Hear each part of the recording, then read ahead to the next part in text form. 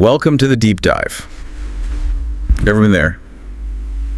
That awkward silence when you meet someone new Oh, yeah. Or even just, bumping into a coworker. and your mind just goes completely blank. You want to connect. You really do, but nothing. The words just aren't there. Exactly. Yeah. So today, we're taking a deep dive. We're looking into the art and science of starting conversations. And maybe even more importantly, keeping them going, especially in English. Right. We're going to pull back the curtain a bit, see how those, really fluent speakers make it look so easy. Turning those silences into actual connections. That's the goal, how you can become that person who kind of always knows what to say. Yeah, and our mission here for this deep dive is basically to pull out the good stuff, the natural phrases, the questions that work. The strategies. Exactly, the strategies behind small talk, taken straight from the sources you gave us. So we're giving you a shortcut, essentially. A path to mastering real-life chats, conferences, cafes, work. Different settings. Right. And it's not just about,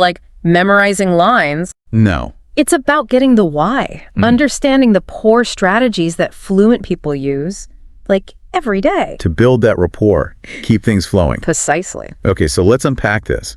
Picture this. You're at a conference, or maybe a coffee shop, even on the bus, Yep. Someone nearby. and you want to start talking. But how? How do you break that silence without sounding, weird or forced? It's the million-dollar question, isn't it? It really is. Our sources, they highlight some really effective, friendly openers. And these aren't just polite throwaways. No, they're quite tactical, actually. Like the direct approach. Hi, I don't think we've met. I'm your name. Simple. Or even simpler. Hey, is this seat taken? Works almost anywhere. And I like the observational ones, too, using what's around you. Yeah, that book looks interesting. Is it good? Or, if it feels right, I couldn't help overhearing, are you talking about topic? That one uses the shared environment, right? Creates instant common ground. Makes the other person feel, I don't know, comfortable, seen? Exactly. But here's the thing. The opener, that's just step one. Right, it gets the door open, but But the real art starts with the follow-up. The sources really emphasize this.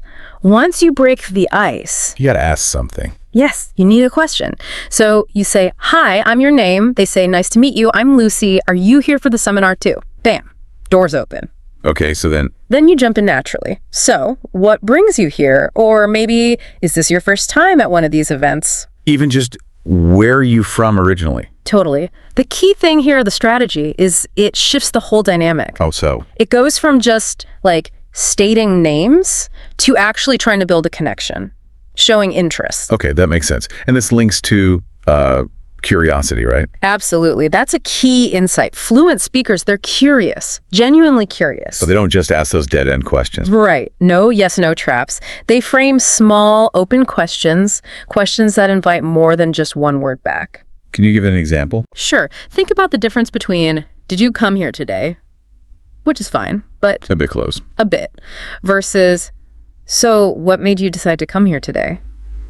See that little shift? Yeah, it asks for a story, almost. Or a reason. Exactly. It encourages a more detailed answer.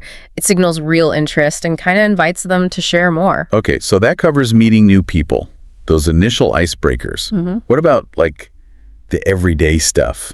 Colleagues you already know. The workplace chat, coffee machine moments. Yeah.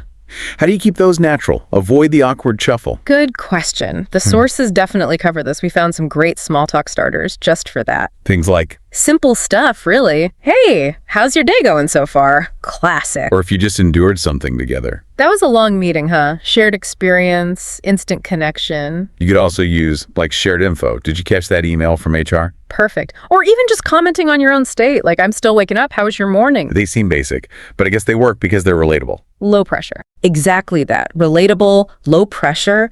But then they've started. You don't want it to just stop. Right, the stall. How do you avoid the stall? Connectors. The sources talk about using these little bridging phrases. Like what? Things like, yeah, I totally get that. Shows you're listening, you validate them. Oh, yeah. Or to pivot, maybe. That reminds me, did you hear about smooth transition? Or if you actually need something. Actually, I was going to ask you, these aren't just filler. They're conversational glue. Keeps it flowing. Organic. Organic. I like that. So this kind of raises a bigger question, though. What's the point of all this small talk anyway? Is it just filler? That's a great point. The sources suggest the main goal isn't always deep, meaningful exchange. Not in small talk, anyway. So what is it then? It's mostly about building that connection, establishing a rhythm, finding common ground. Like a warm-up. Kind of. Think of it like a casual dance, back and forth. The material showed a chain, remember? I was like, so how's your day been? Person answers. Then, oh, really? Then that reminds me, I had a similar morning yesterday. Ah, right. It just keeps bouncing back and forth. Exactly. It creates that natural flow, builds rapport. You're not solving world hunger by the coffee machine. Uh-huh. Definitely not. Okay, so that leads us nicely into Monday mornings. The weekend debrief. Yeah. Asking about the weekend. You want to sound friendly, right? You're like a robot checking boxes. For sure. And a simple, how was your weekend? Seems basic, but the sources say it's powerful, universal, low stakes. It invites them to share rather than demanding it. Precisely. Or you could try do anything fun over the weekend. Bit more specific. Or even gauge the energy level. Was it a relaxing one or hectic? Yeah, those are all good, simple openers. Strategically valuable, even if they sound simple. But here's where I often mess up. Someone tells me something cool they did, and I just say, Oh, cool. yeah. Oh, cool. And then silence. The conversation killer. We've all done it. To keep it going, you need to dig just a tiny bit deeper. Show you're still engaged. So what kind of questions work there? The sources gave some great examples, like, if they went somewhere, nice. Where did you go exactly? Okay, specific detail. Or exploring their experience. Was it your first time there? Getting background. Or if it sounds fun to you, that sounds awesome. Who did you go with? Right. These turn a quick mention into an actual conversation. Exactly. Transforms the exchange. Let's walk through that example dialogue again, the one from the source. It really showed the flow. Okay, so you ask. Hey, how was your weekend? And they say, pretty good, actually. I went hiking with some friends. And instead of just, cool, I use a follow-up. Oh, nice, where'd you go? And they reply, Mount Trudeau's. It was beautiful. See? That just feels so much more natural. Effortless, almost. That's the kind of back and forth we're aiming for. Okay, this is huge. Avoiding those conversation killers. When someone shares something, you don't want to shut it down with a one-word reply. Definitely not, even if you don't mean to. So how do we respond with interest? Keep it alive. The sources mentioned 5 golden phrases. That's right. These are great for showing engagement. Things like, really? That's interesting. Simple, but effective. Okay, what else? If it's surprising, no way. How did that happen? Shows you're kind of hooked. I go. Or just inviting more, oh, wow, tell me more. Very direct encouragement. Yeah. If it's something new or cool they did, that's so cool, I've never done that. Relates it slightly, shows admiration. And the last one, if you're really surprised. You're kidding. And what did you say? Pure astonishment demands more story. Those are great, but is there like a pattern behind them? Yes. This is really powerful. It's the expand, relate, return pattern. Expand, relate, return. Okay, break that down. Sure. First you react. That's your really, or no way, your initial response. Got it, react. Then you relate. Connect it, even briefly, to your own experience or feelings. Shows empathy. Okay, though. And finally, the crucial bit. You return the focus to them. Ask another question to keep them talking. React, relate, return. Can we use that UFO example? Perfect. Friend says, I saw a UFO last night. Okay, first I react. Whoa, really? Or maybe that, no way. How did that happen? 1. Exactly. That combines react and return. Then you could relate, I remember once I saw something strange too. Just briefly. And then return. So what happened after that? Asking for more. Precisely. And you can adapt that pattern, react, relate, return to pretty much any topic. It keeps the conversation alive. That's super useful. What about common mistakes, though? Things to definitely not do. Well, the big one we already touched on. Don't just say cool or okay and stop talking. The dead end. Yeah. I did that once. Colleague told me about this amazing mountain climb and I just went, oh, neat. Crickets. Ouch. So what should you have done? Take that same basic reaction, but add a question. So instead of just, that's cool, maybe, that's cool, do you do that often? Adding the question. Or instead of just, sounds fun, try it, sounds fun, what's the best part? It's the question that keeps momentum going. That's key. All right. Time to put this into practice. Mentally, at least. Our start and continue challenge. Okay, let's do it. You give the scenario, I'll think along. Right. This is for you listening too. Imagine applying these. Scenario 1. Topic is coffee. You're in line at a cafe. How do you start? Maybe observe something.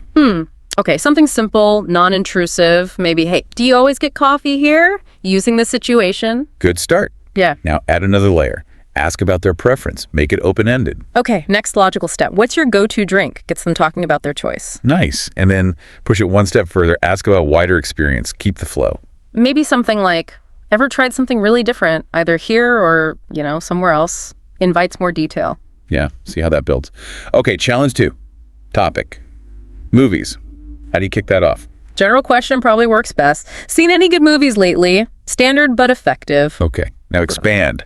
Ask about tastes. Simple follow-up. What kind of films do you usually like? Broadens it out. And one more step. Explore habits. Uh-huh. Do you usually go to the cinema or mostly stream at home? Gets into their routine. Perfect. Last one, challenge 3. Work. How do you start that conversation casually? Probably the classic, hey, how's your day going? Safe and friendly. Then check the immediate vibe. Yeah, follow with busy morning. Quick check-in. And then maybe pivot to something more specific. Right. Transition to what project are you working on right now? If appropriate, obviously. Shows interest in their actual work. Doing these mental reps, it really trains your brain to think in these steps, doesn't it? Start, add, then. It really does. And if you connect that all back by internalizing these kinds of strategies, you listening now have, over 30 natural ways? Yeah, easily. To start and continue conversations. Just like fluent speakers do. It's moving beyond just knowing words. Into the rhythm. Yeah, the rhythm, the psychology, the real-life application of interacting with people. That's the key takeaway. So, keep practicing. Stay curious. Don't be afraid to actually speak up. And remember that point from the source material. Right. Fluency isn't really about being perfect. It's much more about confidence and connection. So here's something to think about after we finish. If true fluency really is rooted in confidence and connection, then how might just embracing that curiosity, genuinely engaging with people, even if your English isn't perfect, how might that unlock a much deeper level of communication? Not just in conversations, but... Yeah, in all areas of your life. Something to ponder. Welcome to the Deep Dive. Today, we're really jumping into something practical. Mastering real-life English phone calls. Our whole goal here, to seriously boost your confidence, that phone rings and you've got to talk in English. Think of this as your ultimate guide to handling all sorts of phone situations effectively. It's such a unique challenge, isn't it? Because phone calls, they're not just about getting the grammar right. Right. When you can't see the other person, so much else comes into play. Your tone, the strategy you use, even those subtle cultural things, they become really crucial. Absolutely.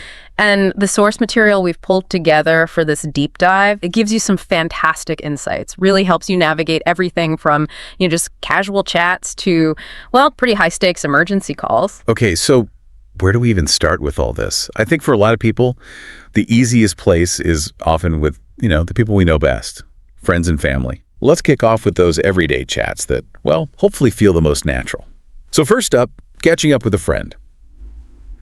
The main point here is usually pretty simple, right? Just casual conversation, maybe making some plans. Yeah, keeping it light. And our sources really point to using relaxed greetings, easy small talk, just keeping that warm, friendly tone going. Exactly. In that dialogue we looked at between Jane and Mark. Mark starts with, hey, Jane, it's Mark. Long time no talk. Yes. Super casual. Yeah, and Jane jumps right back with, Mark, hi. Wow, it's in ages.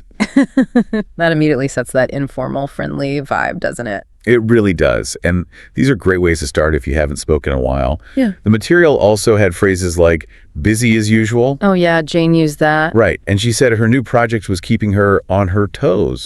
That's a nice idiom. It means you're alert and busy. I like that one. And Mark mentioned he was swamped for a while with a job. Swamped. That's stronger than just busy. It really paints a picture of being, almost buried in work. Totally. Yeah. And ultimately, with friends, you often want to hang out or catch up later. Yeah. Right? Just spend time together, share what's new. Absolutely. And the key things that make these calls work, being warm, personal, starting with that easy small talk, how have you been? Simple, but effective. Yeah, and showing enthusiasm in your voice, using positive words. Our sources also highlighted active listening, responding with supportive things like Jane saying, that's awesome, I'm happy for you. Yeah, it makes a difference. Huge difference. And if you get interrupted or need a sec, just a quick hang on a sec is totally fine in that context. Okay, so from friends, we often shift to family calls. These are usually about, Warm, caring chats with parents, close relatives. A slightly different feel sometimes. Yeah, and a big takeaway here is how much your tone showing affection, being patient, really shapes the conversation, especially with, those typical family interactions. Definitely. Like in that example call, the person says, I wanted to check in and say hi to their mom, just simple and direct. And the mom's reply, "That's so sweet. We miss hearing your voice around here." That immediately builds that connection, doesn't it? It does. And even little things like the dad using a nickname like kiddo, even for an adult child, it just adds that layer of affection. Yeah, those personal touches. And when the child mentions maybe visiting, the dad says, music to my ears. Great idiom for just pure happiness about news. And the mom promising a big meal, telling them to bring a big appetite. Classic mom move. Totally. Or the dad admitting guilty as charged when teased about being busy, just a lighthearted way to own it. The dialogue also showed using, by the way, to smoothly change topics. Right, and the mom using no pressure about calling more often, just showing it's always welcome. So the strategies here are really about that caring, patient tone. Apparently, smiling while you talk actually comes through in your voice. It really does. It adds warmth you can actually hear. Using terms of endearment, if that's your family style, helps too. And giving, brief but honest answers to personal questions. Yeah, and just sharing little bits about your life to keep them included. And a good cultural point from the sources, you generally don't use formal titles like Mr. or Mrs. with your own parents in English-speaking families. Good to know. What's really fascinating here, I think, is how much these personal calls rely on subtle cues. It's not just the words, it's the energy, the tone, how you convey that genuine connection and warmth. Okay, so we've talked about connection in personal calls. But what about when it's less about warmth and more about, getting something done? Let's switch gears to those practical calls, making arrangements, starting with making a doctor's appointment. Right. These tend to be much more structured. There's a kind of pattern to them. A predictable rhythm. Yeah, exactly. You need to give the necessary info clearly, politely. The receptionist will almost always ask something like, what's the reason for your appointment? And you just give a brief symptom, like a persistent cough. Yep. Concise is good. They might also ask if it's urgent versus non-urgent to figure out if you need something same day. Okay. And they might talk about finding a slot, meaning an available time. Exactly, an open time slot. Or they might say they'll pencil you in, which just means scheduling it tentatively. Pencil you in. Got it. And they'll usually need to pull up your file, so you'll give your name, maybe date of birth. And they'll likely remind you to bring your insurance card. And at the end, there's always that confirmation step, right? Always, just to confirm, that's Tuesday the 15th at 4:30 p.m. You want to make sure you heard it right. So tips for this. Being prepared seems obvious. Crucial. Have your calendar, doctor's name, insurance details right there. Use polite, direct language. I'd like to make an appointment. May I have, please? Thank you for your help. Simple politeness goes a long way. It does. And listen carefully. Confirm those details back. Don't be afraid to ask them to repeat something if you missed it. Sorry, did you say Tuesday the 15th or 50th? It happens. Okay, good advice. Now, how about restaurants? Booking a table versus, say, ordering takeout. The goal is similar, arranging something, but the feel is different. Oh, completely different. It's amazing how formality shifts, even with the same kind of place. So making a reservation? That's more formal? Generally, yes. You'd use more complete sentences, be polite. I'd like to make a dinner reservation, please. They'll ask things like, what evening? And how many people will be in your party? Party, meaning the group size. Right. And they might say they'll pencil you in and confirm, okay, that's a table for 4 under Sandra Foster, using your last name. But ordering takeout for delivery? Much more casual. Way more casual, shorter, direct. Hi, can I order a large pepperoni pizza for delivery? They'll probably just ask, name and address. Anything else? Cash or card? Quick and to the point. So different levels of formality there. Key vocabulary seems to be things like party, seat, as a verb meaning accommodate. Yeah, and knowing the difference between delivery and pickup or takeaway. And the tips are similar to the doctor's appointment. Have details ready. Absolutely. Date, time, number for reservations. Your order, address, phone number for takeout. And speak clearly, especially spelling names or addresses, like Foster, Foster. Right. And knowing when to use titles Mr. M is for the formal reservation, but probably not needed for the pizza guy. Exactly. It's all about context, which brings up a really interesting point. How do you know when to be formal or informal? It's not just about mirroring, is it? No, it feels like there's more to it. I think it often comes down to the purpose and efficiency. Formal calls like reservations or appointments need clear, structured info exchange, so politeness and full sentences help avoid errors. Whereas ordering pizza is about speed. Exactly. Speed and maybe a bit of casual rapport. So being prepared isn't just about knowing what to say, it's about freeing up your brain space to kind of adapt to that subtle shift in expected style. That makes sense. Adapting on the fly. Okay, so what about when things go, well, wrong? This is where it gets tricky, right? Customer service calls, tech support. The problem-solving calls. Let's start with customer service, maybe making a complaint, like about a wrong charge on a bill or a faulty product. Yeah, nobody loves making these calls. Definitely not. But our sources show pretty clearly how much your approach, especially your tone, affects the outcome. We saw 2 versions of a complaint call. The good way and the bad way. Kind of, yeah. The polite, effective way. The caller stays calm, clear. I'm calling about an issue with my bill. I see a charge for $49 for premium services I don't recognize. I'd like to dispute that charge. They give their account info calmly, confirm the fix. Okay, sounds reasonable. And the other version. The angry, less effective one. The caller starts shouting, "You people overcharged me. This $49 fee is ridiculous. Get rid of it now." They might initially refuse to give info, complain about being slapped with a fee. Yeah. Just generally agitated. And does that work? Sometimes they still get the charge removed, maybe as a one-time courtesy, but the interaction is negative, and they probably don't get any extra reassurance or help. Sometimes a bit of controlled frustration is okay, but the key is controlled. Right, not just letting loose. Exactly. So the effective strategies. Use I statements. I was charged, not you messed up. Have your details ready, account number, dates. Acknowledge the agent's help. Thanks, I appreciate that. And be clear about what you want. I'd like that charge removed, please. Calmly asking for the resolution. Okay, that makes sense. Now, tech support. Troubleshooting. Ugh. Yeah, these can test your patience. It's all about describing the technical issue clearly and then, crucially, following their instructions step by step. Even if you think you've already done it. Especially then. Patience and clarity are key. And don't worry about jargon. In one example, the caller says their internet is cutting out intermittently. Meaning on and off. Right. And the agent might ask about the lights on the modem versus router. People often mix those up. Then they'll guide you through things like restart your router. The classic turn it off and on again. The very same. If it's more complicated, they might need to run a test on their end or open a support ticket. Getting a ticket number. That's important. Very important for follow-up. They might mention instability in the line or an outside line issue, meaning it's their problem, not your equipment. And if they use terms you don't know, maybe call you tech savvy when you're not. Just ask them to explain. Absolutely. Could you explain that in simpler terms? Is perfectly fine. So strategies here. Patience, cooperation, have your device info ready. Yep. Model numbers, error messages, don't sweat the jargon, ask for clarification. Use mute or hold if you need to step away.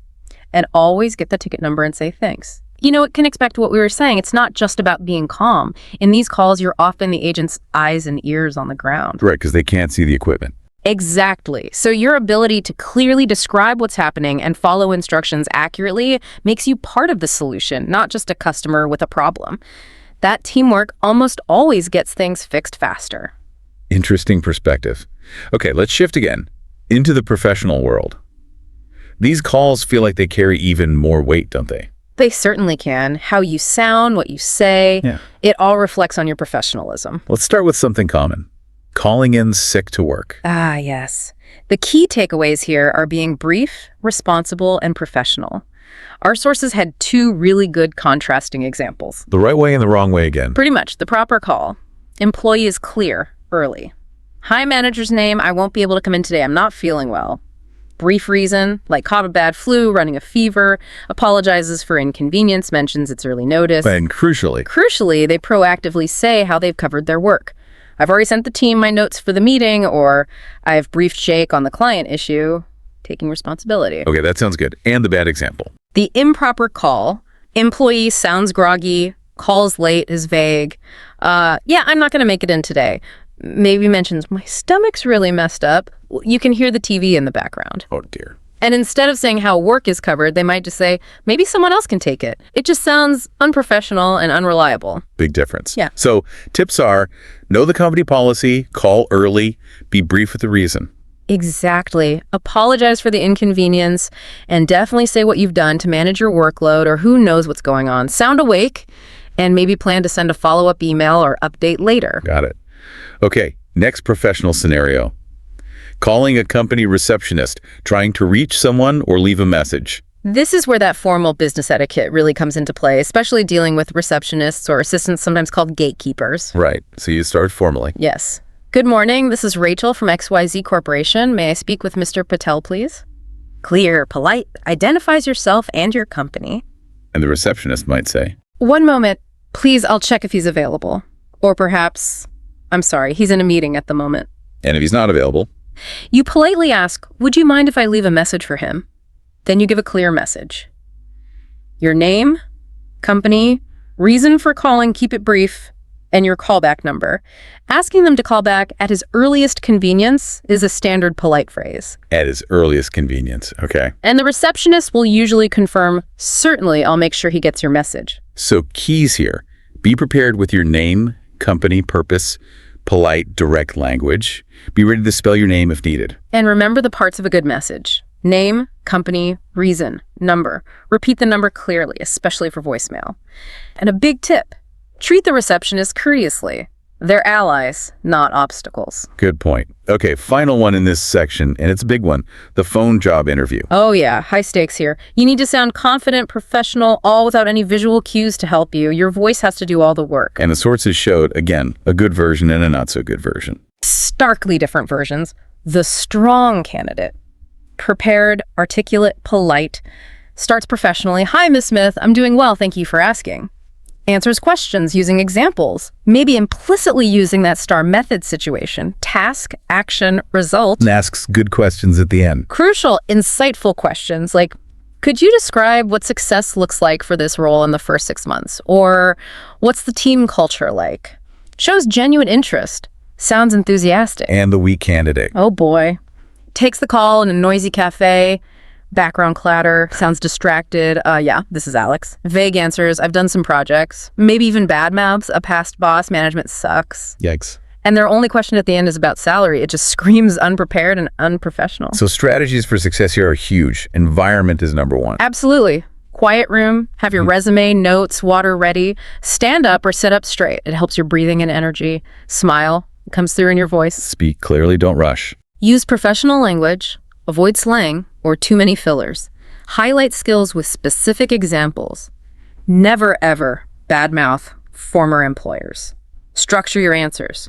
Show enthusiasm. And always ask those thoughtful questions. Always. It shows you're engaged and thinking critically about the role, not just about the paycheck. You know, what's really key here is how much the unseen stuff matters. Your quiet room, your posture, having your notes ready. Yeah, It all translates directly into how confident and prepared you sound. right. The preparation becomes audible in a way. Exactly. A phone interview is absolutely a performance, and those background details really shape the impression you make. Okay, powerful stuff. Finally, let's tackle the most critical calls, the ones we hope we never have to make but need to be ready for. Emergencies. Dialing 911 or 11 or 999. Right. In these situations, clarity and calmness are absolutely everything.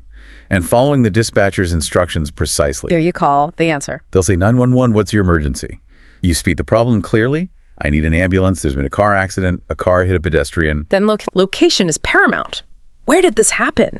Then they'll need key details fast. When did it happen? Is the pedestrian conscious, breathing, bleeding badly? And they give instructions while help is on the way. Yes. They'll say, we have an ambulance on the way, and might tell you, apply pressure on the wound with a clean cloth, or ask about the driver. Is the driver still there? Or if there are bystanders who can help direct traffic. Wow. Okay. So tips for this nightmare scenario. Call sooner rather than later. Don't hesitate. Try desperately to stay calm. Take a deep breath before you speak. Prioritize the absolute key info. Location first, then what happened, then how many people are hurt. Location, nature, number hurt. Got it. Speak clearly and loudly yell if you have to over noise. Listen carefully and follow every instruction they give. First aid, safety advice. And don't hang up. Never hang up until they tell you to. They might need more information or have more instructions. Use simple, clear words, not breathing, not complex medical terms, and know the local emergency number wherever you are. While we hope you never use this, the scenario really boils down the essence of all effective communication, doesn't it? How so? It's pure clarity, conciseness, and the ability to listen and respond under incredible pressure. It just highlights how training your voice to deliver critical information effectively can literally make all the difference. Wow.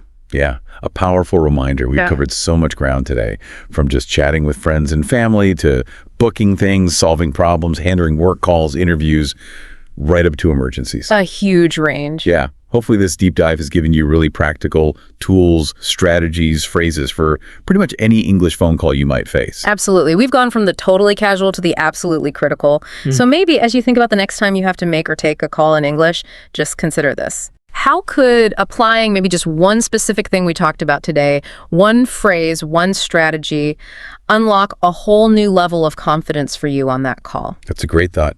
Just one small change. Exactly. Remember, consistent practice, even just mentally rehearsing or shadowing some of these dialogues, that's what builds fluency and makes it feel natural over time. That's really encouraging. A fantastic thought to end on. Thank you so much for joining us on this deep dive into English phone calls. Go out there and use these skills. You can absolutely do this. Ever get that feeling you might be using a word wrong, but you're too afraid to ask? Oh, yeah. Well, fear no more. Because today we're diving deep into 15 words that even fluent English speakers mess up. We've got a YouTube script here all about leveling up your vocabulary. And you might be surprised by some of these common mistakes. It is fascinating, though, how some of these errors stem from subtle distinctions that are easy to miss in casual conversation. Okay, let's unpack this. We'll start with some beginner traps. Words that seem straightforward, but can be surprisingly tricky.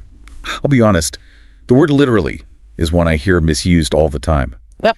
Just the other day, someone told me they were literally dying from how much they had to do that week. Yes. Literally seems to be a word that's been taken hostage by hyperbole. So remind us, what should literally mean? Why is it important to use it correctly? Literally means something actually happened, exactly as stated. Yeah. It emphasizes the reality of a situation, not an exaggeration. Right. While your friend might have felt overwhelmed, they weren't literally dying. Right.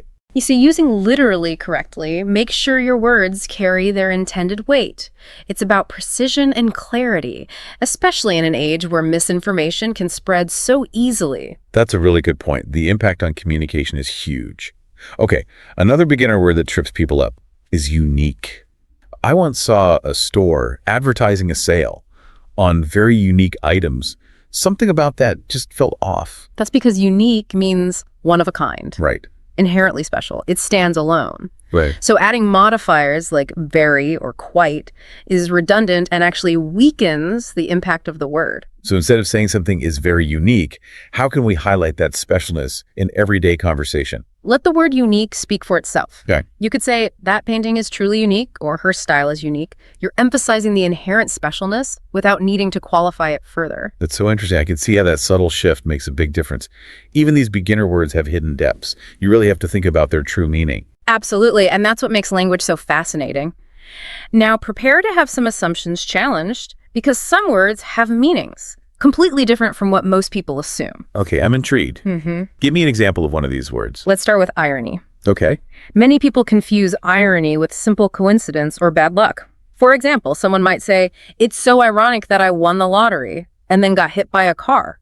So winning the lottery and then getting hit by a car, that's just bad luck, not irony. Yeah. What makes a situation truly ironic? True irony involves a situation where the outcome is the opposite of what was expected, often with a humorous or sarcastic undertone. A classic example would be a fire station burning down. It's not just about unfortunate timing, it's about a surprising reversal of expectations. Wow, that makes so much sense.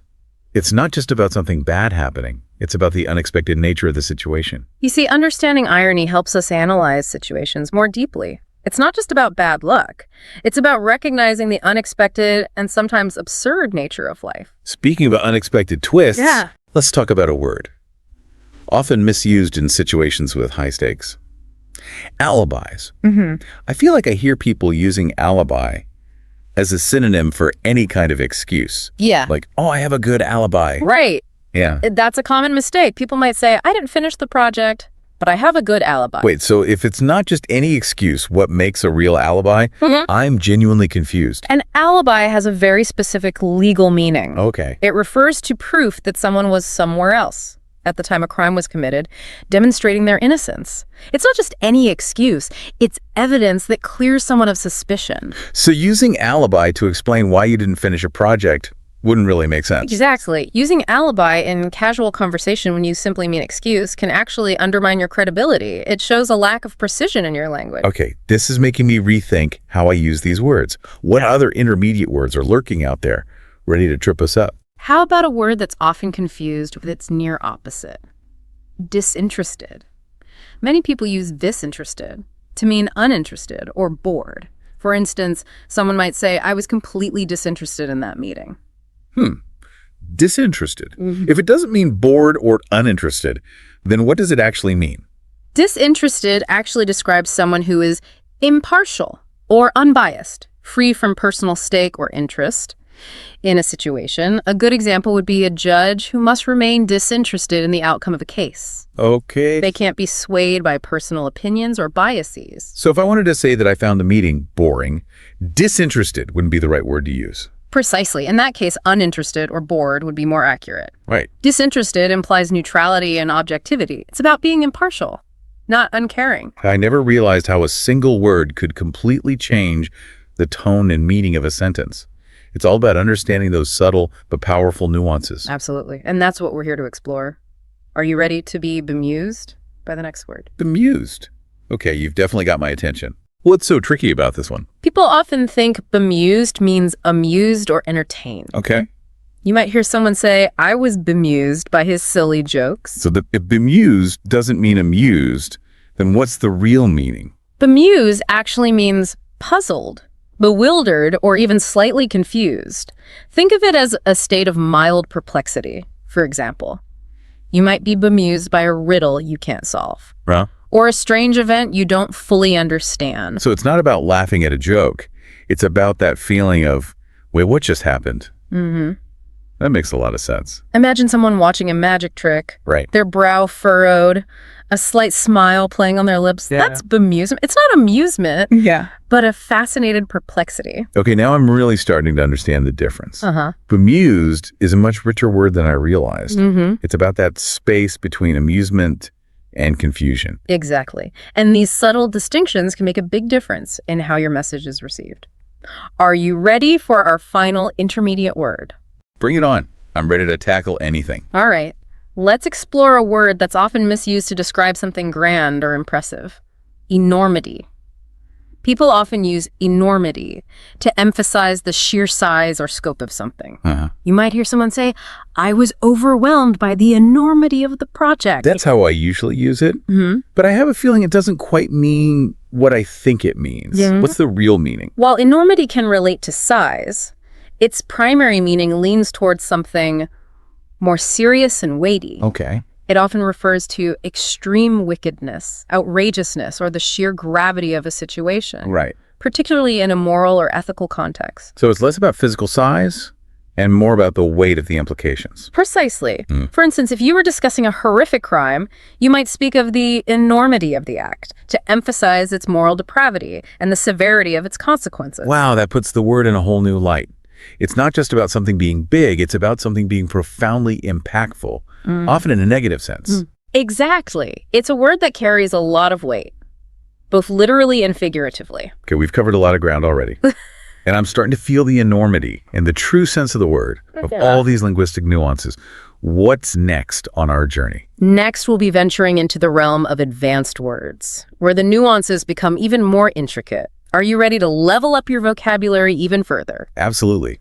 I'm eager to see what other linguistic gems await us in this deep dive into words. Right. It'd be great. Awesome. Fasten your seatbelts, because these advanced words can be real brain twisters. They're the ones that often pop up in intellectual discussions or professional settings, and misusing them can unfortunately make you sound less credible. Okay, I'm ready to face the advanced word challenge head on. Let's start with one that I've definitely struggled with in the past. Decimate. Decimate is fascinating because its common usage has drifted quite far from its original meaning. People often use it as a synonym for completely destroy, like saying the hurricane decimated the coastal towns. Yeah, I've definitely heard it used that way. But if it doesn't mean to completely destroy, then what does it actually mean? Decimate has a very specific historical root. It comes from the ancient Roman practice of punishing mutinous troops by killing 1 out of every 10 soldiers. So the original meaning of decimate is to reduce by 1/10, not to obliterate completely. Wow, I had no idea. That's a pretty grim origin story for a word. So using decimate to describe the total destruction of a town wouldn't be quite right. Exactly. It's a case of hyperbole overtaking precision. While the impact of a hurricane can be devastating, it's unlikely to literally reduce a town's population by exactly 1/10. This is why I love these deep dives. You uncover these hidden layers of meaning that we often miss in everyday conversation. It's like learning a secret code.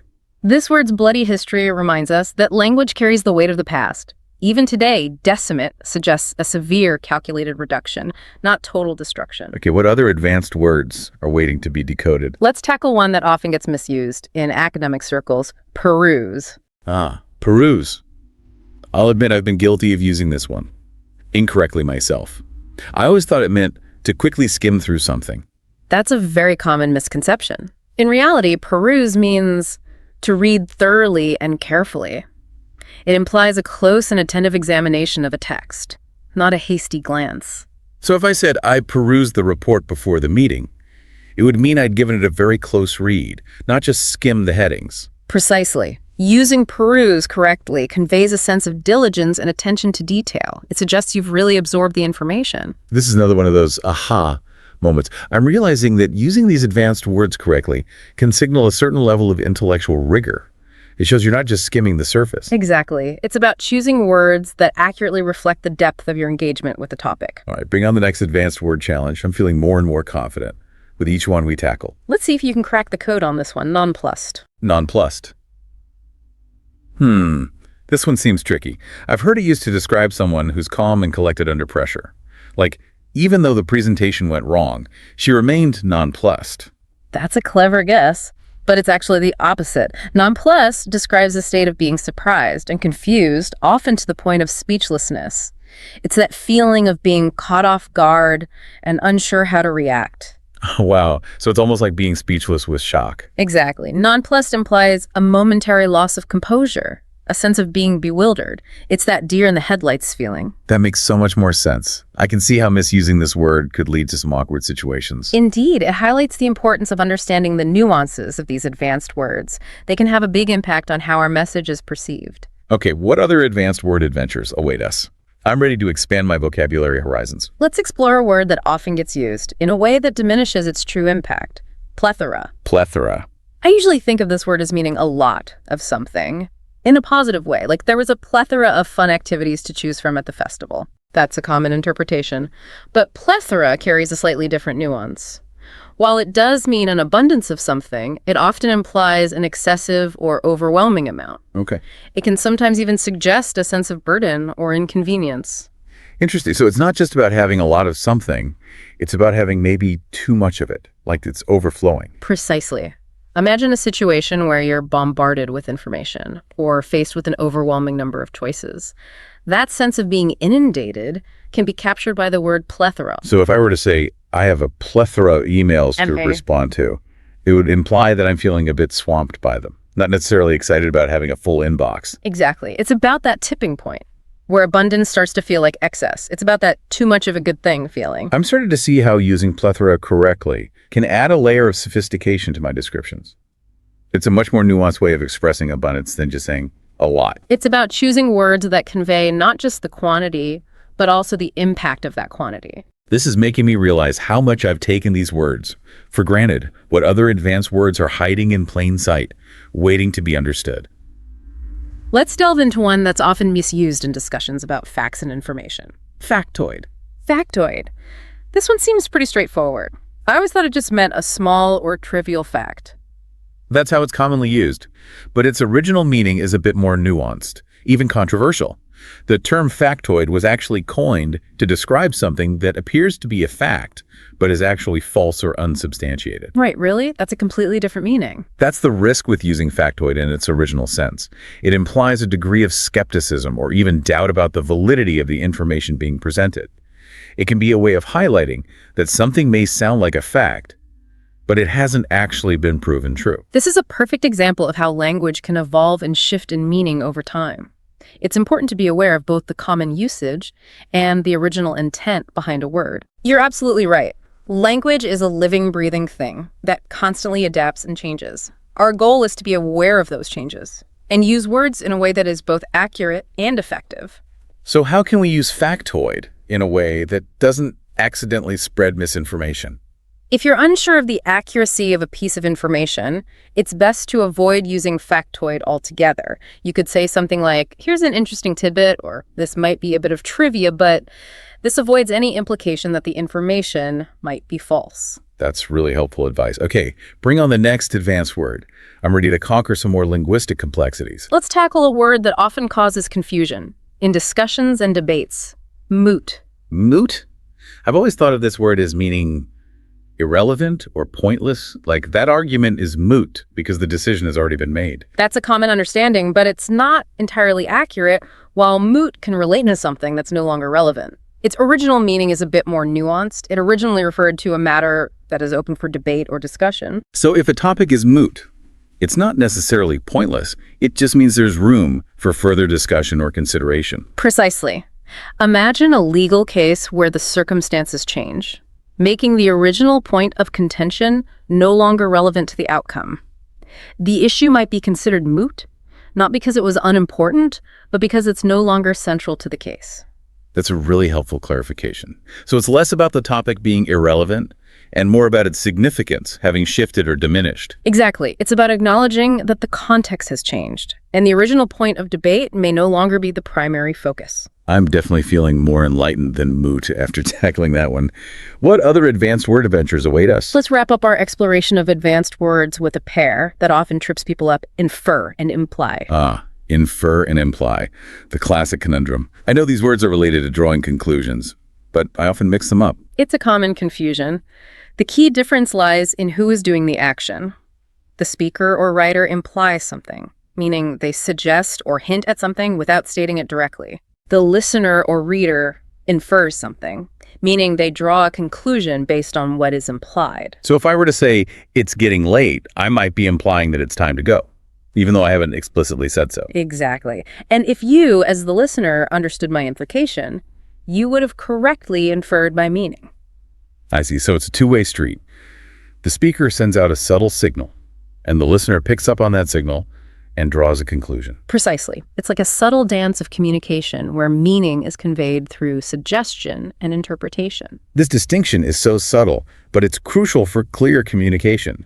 Misusing these words can lead to all sorts of misunderstandings. Absolutely. Mastering the difference between infer and imply is essential for navigating conversations and interpreting written texts accurately. It's about understanding both sides of the communication equation. Wow, we've covered a lot of ground in this deep dive. It's amazing how much depth and complexity there is to these seemingly simple words. And we've only just scratched the surface. But I hope you're starting to see how understanding the nuances of language can empower you to communicate with greater clarity and precision.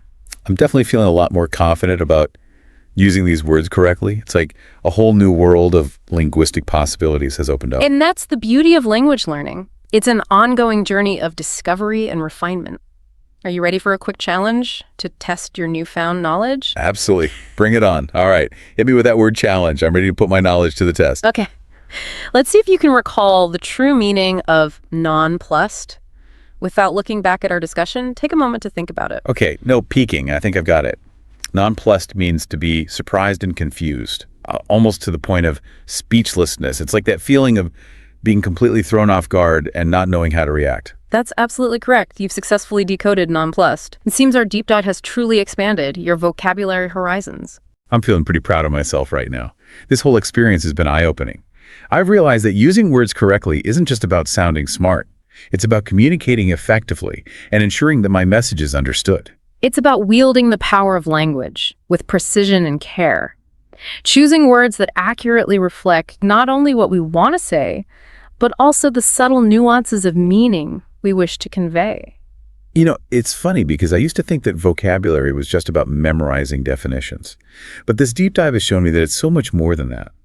It's about understanding the history, the etymology, the subtle shades of meaning that make each word unique. It's about recognizing that words are not static, but dynamic.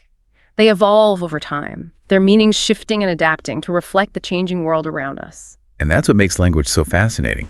It's a living, breathing entity that connects us to the past, informs our present, and shapes our future. And as we wrap up this deep dive, I encourage you to continue exploring the fascinating world of language. Pay attention to the words you use, the words you encounter, and the way they impact your understanding of the world. I know I will. This has been such a rewarding journey. I'm walking away with a newfound appreciation for the power of words and the importance of using them correctly. Remember, language is a gift, a tool that allows us to connect, create, and inspire. Let's use it wisely. Absolutely. Until next time. Happy wordsmithing. Okay, so let's be real for a sec. Small talk, right? It can be like the most awkward thing ever. Like when you're stuck in a situation and you know you should be chatting, but your mind just goes blank. Anyone else? Feel me on that. But get this. What if I told you that this deep dive could actually turn that dread into pure confidence?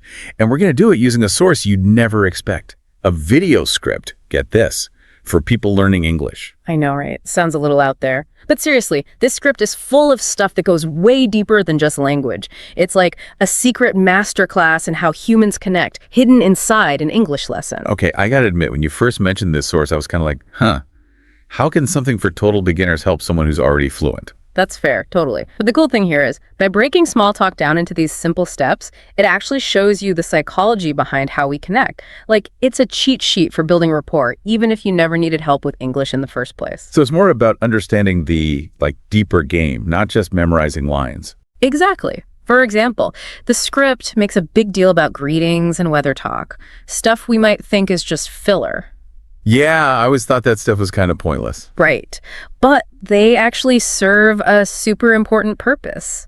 Like, humans are literally wired to bond over shared experiences. Okay. Even something as simple as complaining about the heat or, whatever the weather's doing. Okay, yeah, I guess I can see that. It creates that instant common ground, that we're in this together feeling, which is huge for starting any kind of connection. Wow, that's actually so true. I never thought about it that way. And the script goes even further. Instead of those boring old greetings like, "Hi, how are you?" it gives you phrases that fit the specific situation so you get a better response. Oh, I like where this is going. Give me an example. So say you're at a party. Instead of that robotic, "Hi, how are you?" try something like, "What brings you here?" Way more interesting, right? Way more. It's like you're actually interested, not just saying words. Exactly. It shows you're paying attention and they actually get to share something about themselves. It's what they call a strong bid in, like conversation analysis stuff. Each thing we say is a bid to connect. Ooh, I'm digging this bidding concept. So we're all just out here trying to make the strongest bid to connect. Totally. And this script is giving us all the winning moves. Another one they have is, instead of just saying nice weather, you could say something like, "This weather's crazy, right?" It's like inviting the other person in on the joke. I like it. Yeah. So it's making small talk feel, less robotic. But what really stood out to me was the role-playing part. Ah, yes. That's where the magic really happens. The people who made this script, they get it. Knowing the right words isn't enough. You got to actually practice using them. And role-playing is the best way to do that. But what if you don't have someone to practice with? Isn't that kind of, weird to do alone? For sure. But you can totally do it in your head. It's called mental rehearsal. Basically, you just picture yourself in different situations. Hold on. So you're saying by just imagining myself rocking these small talk moments, I'm actually getting better at it in real life? You got it. Might sound a little strange, but neuroscientists have found that when you rehearse something mentally, your brain fires up the same way it does when you're actually doing the thing. No way. That's so cool. It's like training your brain for social situations, like a cheat code for confidence.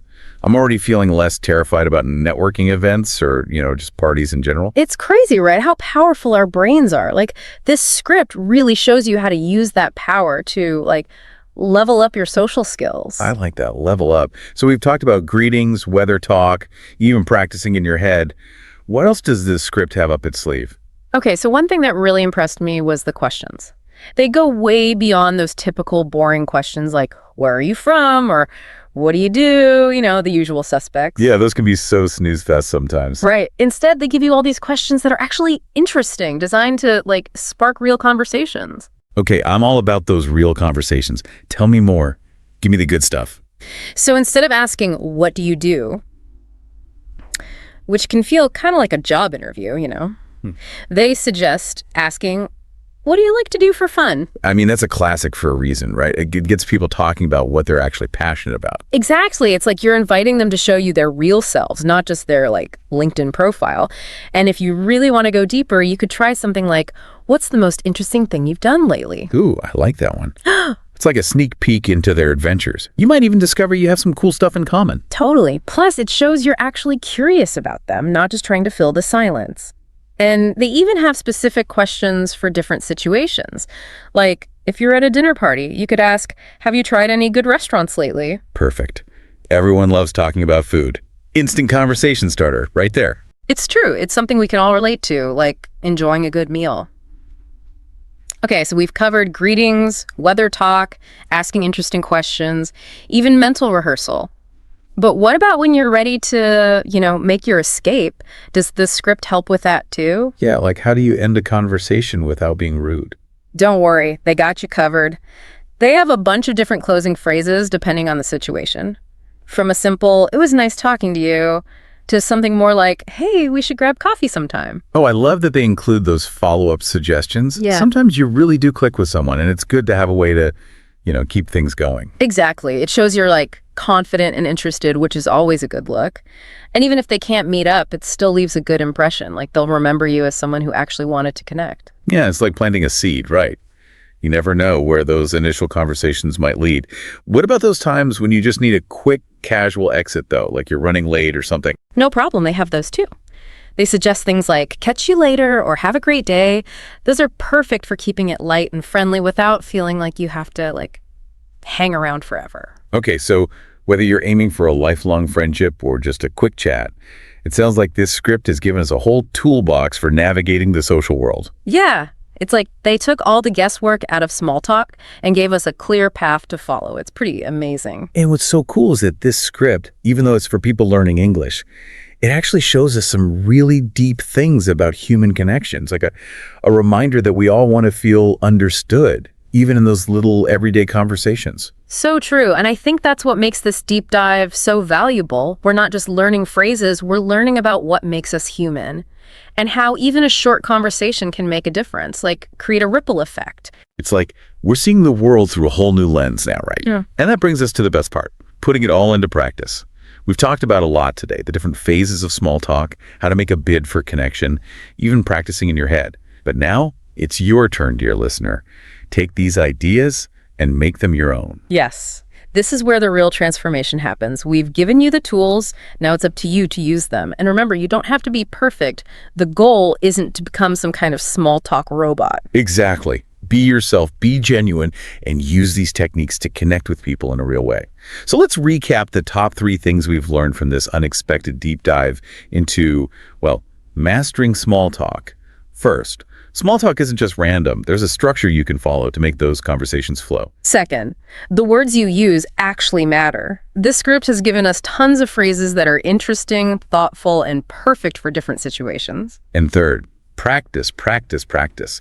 Whether you're practicing in your head or even role-playing with a friend, the more you do it, the more confident and natural you'll become. It really is freeing, right? Yeah. Knowing you have these tools, it takes away that fear of messing up or saying the wrong thing. For sure. It's like having this, secret weapon for social situations.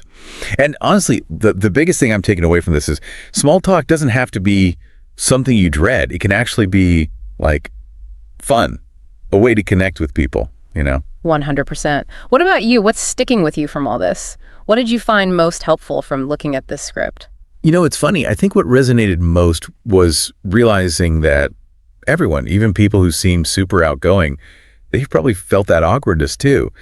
This script shows that small talk is a skill, like something you can learn and get better at, just like anything else. Right. It's not like some people are born knowing how to do it and others aren't. Exactly. It takes so much pressure off. You can just approach those conversations with curiosity, like a little game. Just see what happens. I love that. A little game. It really can be like an adventure, Yeah. discovering something new about someone, even if it's just a tiny thing. And it reminds you that even those small moments, a quick chat, a smile, they can all make a difference. It's like we're all connected in this big web, and every conversation adds to that, you know? Absolutely.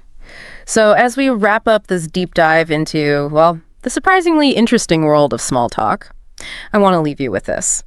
Think about the next time you are in a situation where you know there's going to be some small talk. Maybe it's a party or a work event, even just grabbing coffee.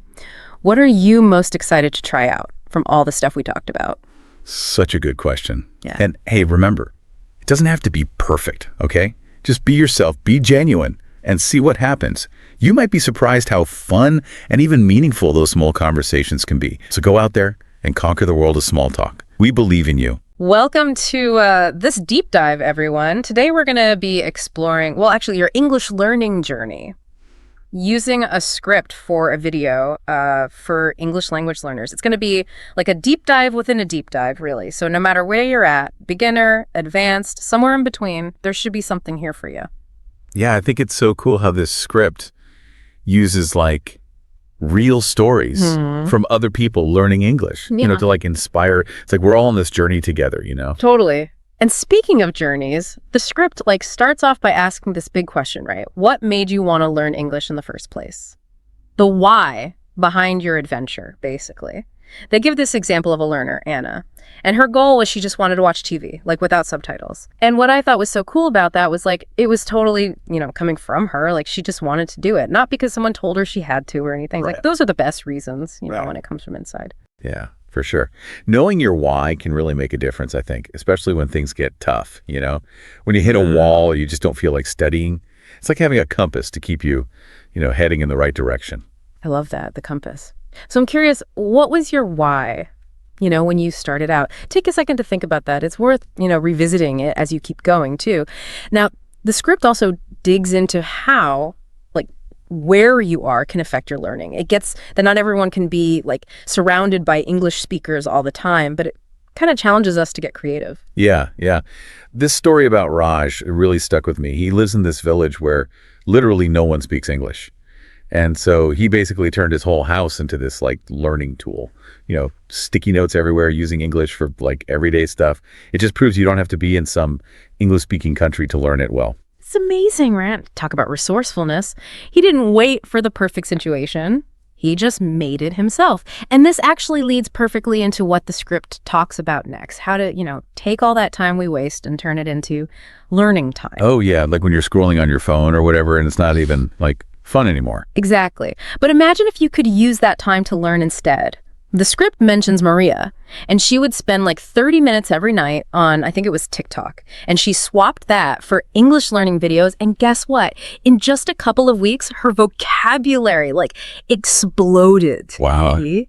Totally doable. And what's even cooler is you can do this throughout your day, right? Like when you're commuting, waiting in line, even just doing chores. You can listen to podcasts, use apps, just sneak in little bits of English here and there. Yeah, yeah. Just make it a part of your life, you know? Yeah. The more you can do that, the more natural it all feels. Exactly. The script then kind of switches gears and talks about common mistakes that can, you know, slow you down. And this is where I think your expertise is going to be so helpful. One of the first things it mentions is like getting too hung up on grammar, you know, to the point where you're not even really speaking. It's easy to just memorize all the rules, but language is really about talking to people, right? Absolutely. Grammar's important, don't Yeah. get me wrong. But sometimes I think it gets too much focus, you know? Like it's more important to be able to speak fluently and confidently, even if you mess up a little. It's about finding that balance, I think. What do you think? Oh, 100%. I totally agree with that. You could know all the grammar in the world, but if you can't have a conversation, what's the point, right? Right, exactly. Yeah, it's like you learn how to play an instrument, but then you never actually play any music. Exactly. You just practice scales all day long. Okay, so the script's next point, I think this is something we've all dealt with, being scared to make mistakes. I mean, every language learner goes through that, right? Oh yeah, for sure. But I think it's so important to like change how we think about mistakes. They're not like failures. They're actually like feedback. Yeah. Each mistake is a chance to learn and get better. Yeah, that's a good way to look at it. It takes the pressure off, And this kind of leads into the third mistake they talk about in the script, which is not practicing regularly. We've all been there, right? Like crazy study sessions and then nothing for weeks. Yeah, I've totally been there. It's always better to do a little bit every day than a lot all at once. Yeah. It's like you wouldn't go to the gym once a month for 8 hours and expect to see results. You got to be consistent. So true. Short, consistent workouts, that's the key. Like the script mentions this learner who went from like these huge study sessions every now and then to just doing 30 minutes a day every day. And they saw way more progress. It's amazing, right? How much difference just a little bit each day can make. Yeah. Our brains, they actually learn better that way too, through repetition and like slow exposure, not cramming. So instead of trying to do it all at once, just find little ways to fit English into your day, right? Exactly. Okay, let's switch gears a little bit and look at what the script says about, learning English if you don't live in an English-speaking country. Yeah. Which can feel like a huge obstacle, but the script has some pretty encouraging examples. Yeah, I was really interested in that part. It comes back to what we were saying before about creating that immersive environment, even without actually being around English speakers. And technology can really help with this, right? Oh, totally. Like apps for language exchange, online forums, even streaming services with subtitles. There's so much out there. Right. Like in the script, they talk about Marco from Spain, and he basically made like his own little English world at home, reading news in English, watching English YouTubers, even talking to friends online from other countries. Wow, that's awesome. It's like bringing the English-speaking world to you. You don't even have to get on a plane. Exactly. Which leads perfectly into the script's like final challenge, focus on output. Yeah. It's not enough to just understand English. You got to use it, by speaking or writing. Yeah, that's where the real learning happens, I think. Getting out there and actually using the language. I know it can be scary at first, but the more you do it, the easier it gets. The script suggests a few things you can try, like recording yourself speaking and then listening back to see what you can improve. Well, that's a good one. Or joining a speaking group, or even just writing like a short paragraph in English every day. I like that. Just little things to get you practicing, The key is to find what works for you and then make it a habit. It doesn't have to be a big thing. Even 5 minutes a day can make a difference in the long run. And as we start wrapping up this deep dive here, I think one of the most important things to remember is learning English, it's a journey, right? And every little thing you do, it brings you closer to your goals. That's a great way to put it. It's not about being perfect. It's about making progress. I mean, we've talked about so much, right? Like from that whole why thing to making your own little English world. But what really sticks out to me is how much the script is all about, like, doing stuff. Oh, yeah, totally. You can't just sit there and like, hope you'll learn English. Right. You got to get out there and use it. And remember how we talked about making mistakes? The script wants us to think about those differently, too. Yeah, they're not like the end of the world. They're actually how you get better. Like little stepping stones. I love that. So as we wrap up this whole deep dive into learning English, I have one question for you. And it kind of goes back to that output thing we were talking about. What's one small step you're going to take this week to actually use your English? Ooh, that's a good one. Could be anything, really. Record yourself talking for a minute, write an email in English, even just chat with someone online. It doesn't have to be this big, huge thing. Exactly. Just something small but consistent. Like we were saying before, 5 minutes a day, it all adds up. We've explored a ton of tips today and heard some pretty inspiring stories. I bet there are a few that really resonated with you. Oh, yeah, for sure. So think about those and how you can use them in your own learning. And remember, learning English, it should be fun, not a chore. Totally. It's an adventure. Embrace those challenges, celebrate how far you've come and never stop exploring. Happy learning, everyone. All right. Get ready to decode some seriously colorful language because today we're diving deep into the world of American English idioms. Ooh, idioms. Yeah, those quirky sayings that make you scratch your head and think, wait, what? Like raining cats and dogs. Exactly. Or kick the bucket. See, you're already speaking the language. I heard a few. And we're going to uncover a whole treasure trove of them thanks to your fantastic suggestion, Advanced English Conversation Dialogues, by Jackie Boland. This book is jam-packed with idioms. It's amazing. My first thought was, how are we going to cover all of this in one deep dive? It's like a crash course in cultural fluency. Right. But as I started flipping through it, I realized each idiom is like a mini story, a little snapshot of culture and humor all rolled into one. That's so true. And that's probably why they're so memorable, right? You can picture them, you can feel them. They're not just words on a page. And they add so much personality to your language. Yeah. It's like if you can sprinkle these into your conversations naturally, it shows you're not just speaking English, you're understanding the culture behind it. It's like you've cracked the code. You're in the club. Yeah, you're not just a tourist anymore. Exactly. So we're going to tackle this book theme by theme: money, health, relationships, work, that kind of thing. Okay, that was good. So you'll have a whole arsenal of idioms ready to go for any situation. Let's start with something universally relatable: money. You know, everyone's got a money story. Money talks, right? Oh, there you go. Another idiom. But the book starts with cost an arm and a leg and uses the classic example of buying a car. I mean, haven't we all felt that way at some point? Oh, absolutely. That feeling of like your wallet is cringing. Like, ouch, that hurts. But what's interesting is this idiom isn't just about something being expensive. It goes a bit deeper. It suggests a level of like sacrifice involved. Right. Like imagine way back when bartering was more common, giving up a limb was like the ultimate price. Oh, wow. I never thought of it like that. Now, obviously, no one's actually losing body parts over a car these days.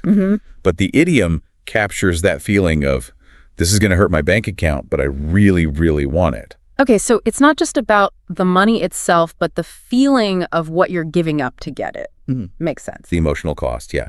And the book also mentioned break the bank, again, with that car example. Are those two interchangeable?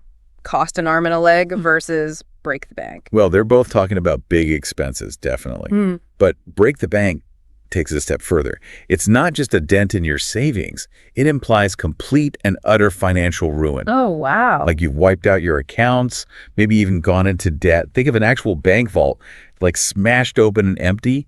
That's the level of devastation we're talking about. Okay, so if cost an arm and a leg is like wincing at a high price tag, break the bank is a full-blown financial meltdown. Got it. Now, the book also brings up living within your means, which seems pretty straightforward, right? Spend less than you earn, that kind of thing. Yeah, basic budgeting. But I feel like there's a whole philosophy behind that idiom, isn't there? Absolutely. It's about being financially responsible, making sure your spending aligns with your income for sure.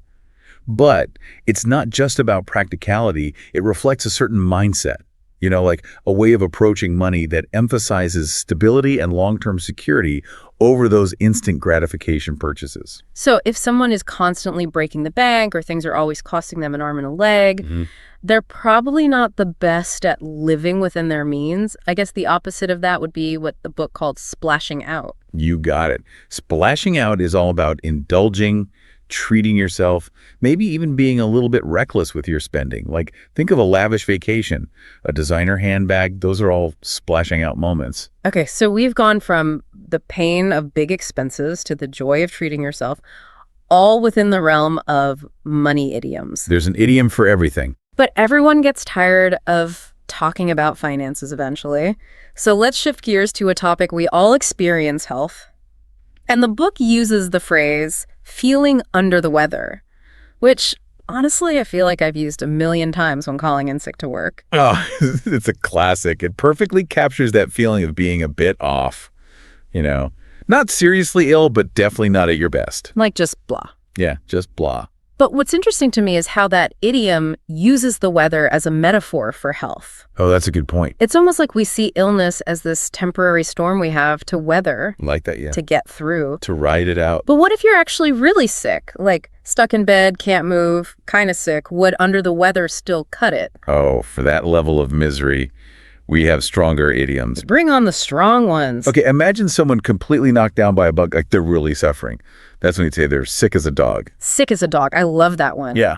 It's funny because, well, dogs don't usually get sick that often, do they? Not that we know of. But I get the point. It's about feeling totally wiped out.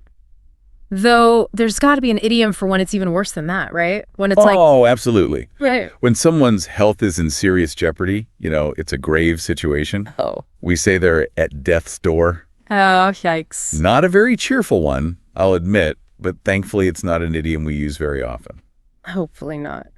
But the book also mentioned worse for wear, which seems to fall somewhere in between under the weather and sick as a dog. Maybe it's like that feeling after a really rough night out. You're picking up on those nuances. Worse for wear is more general. It means being drained or exhausted, whether it's from illness, stress, even a wild party. Yeah, like you've been through the ringer a little bit. Exactly. It implies that you're depleted, but you'll bounce back. It's temporary. You'll recover. You'll recover. Okay, so we've covered the spectrum from feeling a little off to being on the verge of collapse, all with colorful idioms. But health isn't just about illness, right? It's about taking care of ourselves, both physically and mentally. Speaking of which, the book uses this great phrase when talking about stress relief, blowing off some steam.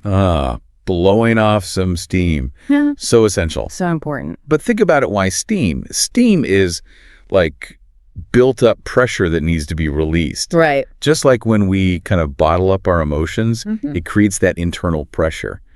So this idiom is about finding those healthy ways to let it out, whether it's through exercise or creative outlets, or even a good vent section with a friend, Just let it out. Just let it out. So it's not about avoiding emotions altogether. It's about channeling them in a way that doesn't make us, explode like an overheated tea kettle. Exactly. Finding those outlets that help us de-stress and regain our balance is key. Balance. I like that. And speaking of balance, the book also has this line where a character says, "I wish I hadn't been such a couch potato. An apple a day keeps the doctor away," right? It's classic advice. Yeah. But is there any truth to it? I mean, is a single apple really a magical cure-all? Well, I don't think a single apple has those kind of superpowers. But what's fascinating about this idiom, despite being about a literal fruit, it captures a much broader concept. What's that? Preventative health. Yeah. It's about making those healthy choices a regular part of your routine so you're less likely to need those major medical interventions later on. It's like the idiom itself is this little nudge towards taking care of ourselves. A little reminder. And if you're doing all the right things, maybe you could even say you're as fit as a fiddle. As fit as a fiddle. I like that one. Who doesn't want to be compared to a perfectly tuned instrument? I know, right? Sounds good to me.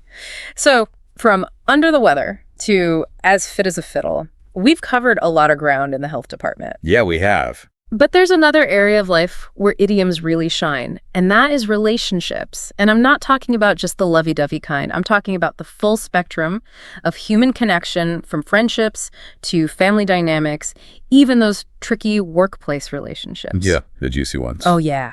The book had one that really jumped out at me. It's giving someone the cold shoulder. Ooh, a cold shoulder. Yeah. And they used it to describe a strained parent-child relationship, which can definitely get icy sometimes, right? Oh, absolutely. Family drama is the best drama. Oh, it's the worst. It's the worst. But it's a powerful image.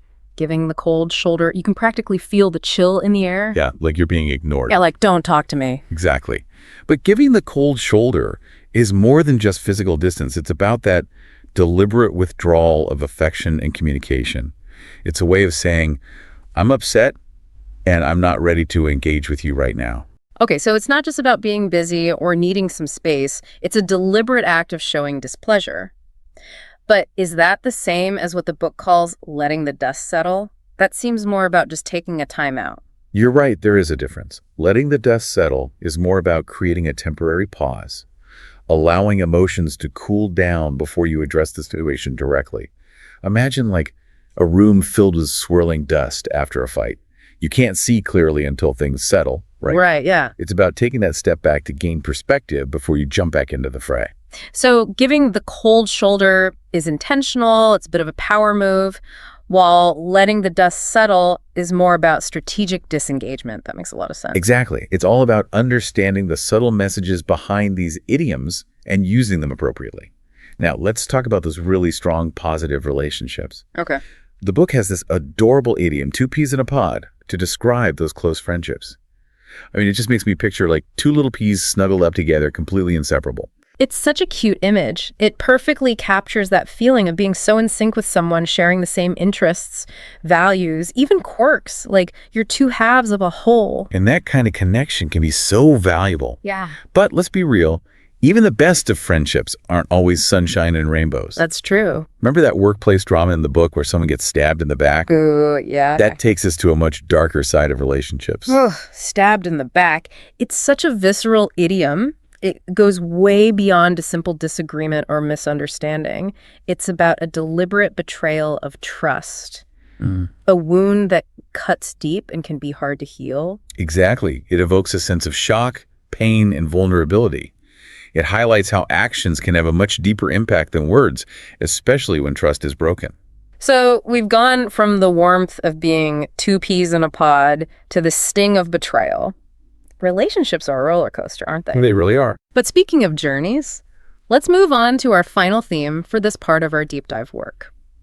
The book starts off this section with a classic hit the books, which, let's be honest, every student has heard at some point. Oh, it's a rite of passage. It's like a universal experience. It is. But it's more than just studying, right? Yeah. It implies a certain level of dedication and intensity. It's like, imagine physically striking those books to force the knowledge into your brain. Oh, I get it. That's the level of effort we're talking about. It's funny because the book actually advises against cramming and pulling all-nighters, which seem pretty similar to hitting the books at first glance. What's the difference? It's all about the approach and the mindset. Hitting the books suggests a consistent, structured study routine, whereas cramming and pulling all-nighters, that's like last-minute desperation. Okay. Trying to cram information into your brain in a panic. The idiom itself, hit the books, reflects a more effective and sustainable way of learning. So it's not just about the hours you put in, it's about how you use those hours. Smart.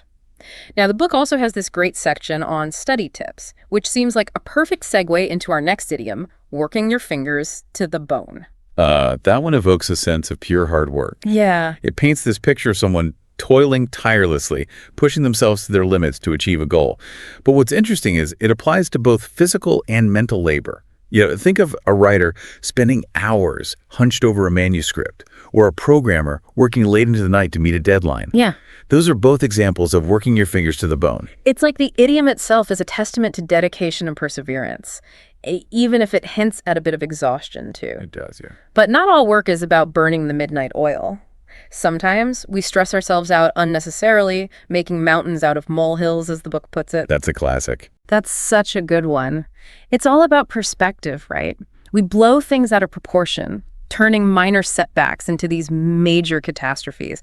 It's like that feeling when you spill a drop of coffee on your shirt and suddenly feel like the entire day is ruined. Oh, I know that feeling. Yeah, but the idiom reminds us to zoom out, see the bigger picture, and not let those little things derail us. Exactly. It's a gentle reminder to, chill out. Don't sweat the small stuff. Exactly. So from the intensity of hitting the books and working your fingers to the bone to the importance of keeping things in perspective, we've covered quite a bit in the work realm. But we've also touched on money, health, and relationships.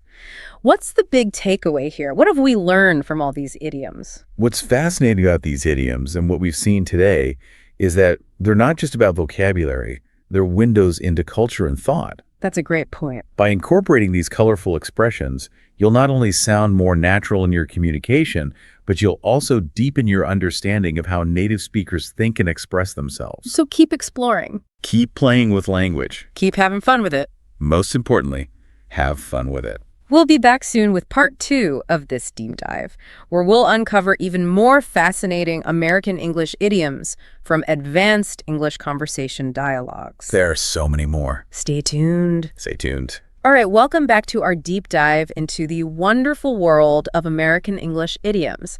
Last time we were talking about money, health, relationships, even some work idioms. Yeah, we covered a lot of ground. A lot of ground.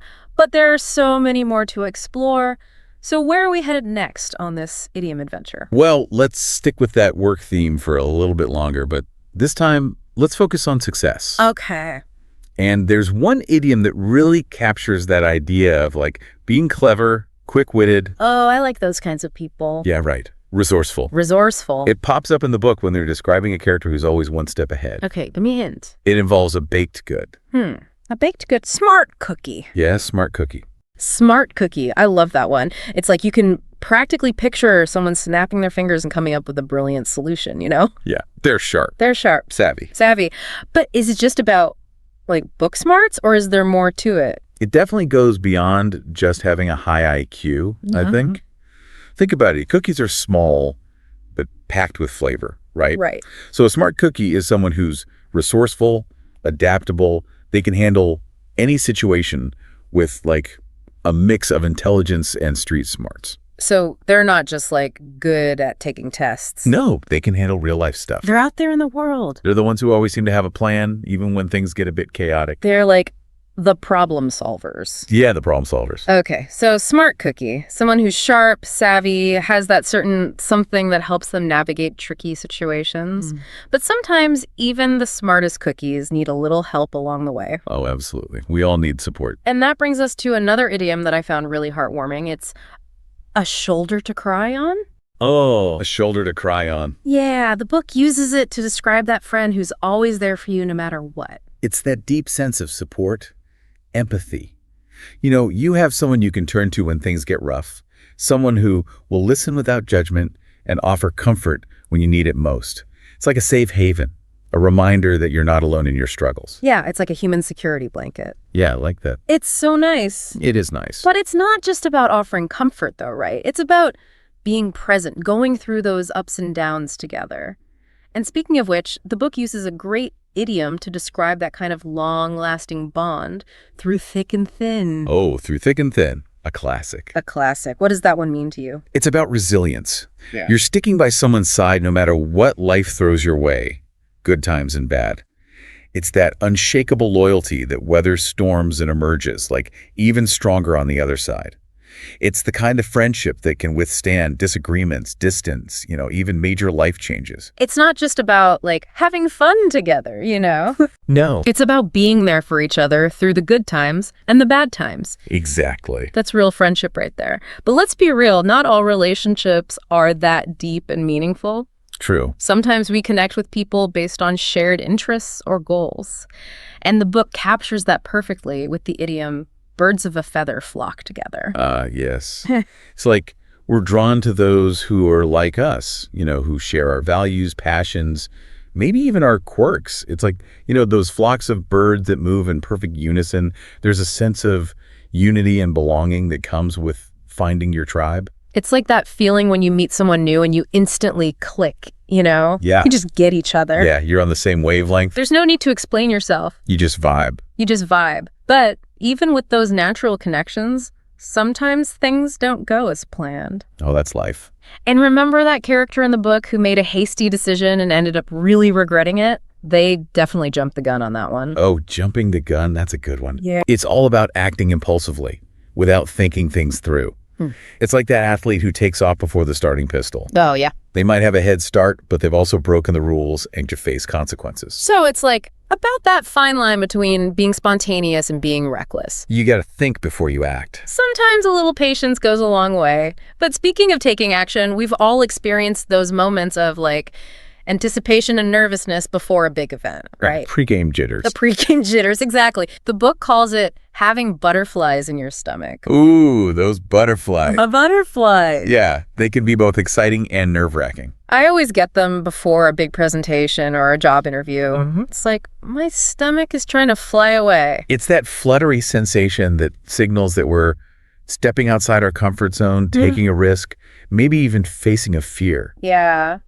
It's that, like, feeling of the unknown. Yeah. It's like, what's going to happen? But the book also mentioned a phrase that seems to contradict that feeling of nervousness.